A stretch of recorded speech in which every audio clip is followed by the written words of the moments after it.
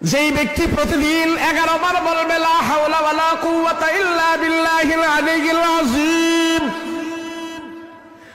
আস্তাগফিরুল্লাহাল্লাযী লা ইলাহা ইল্লা হুয়াল হাইয়ুল কাইয়্যুম ওয়া আতুবু ইলাইহি লা হাওলা ওয়ালা কুওয়াতা ইল্লা বিল্লাহিল আলিয়্যিল আযীম।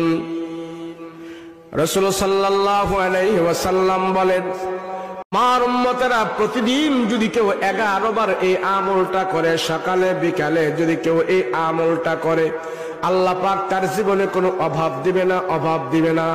আল্লাহর রাসূল বলেন, তোমার অভাব যদি থেকেও থাকে, আল্লাহ তোমার অভাব দূর করে দিবে।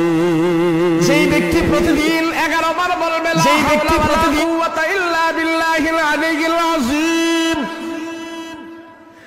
আস্তাগফিরুল্লাহাল্লাযী লা ইলাহা ইল্লা হুয়াল হাইয়ুল কাইয়্যুম ওয়া আতুবু ইলাইহি লা হাওলা ওয়ালা কুওয়াতা ইল্লা বিল্লাহিল আলিয়্যিল আযীম।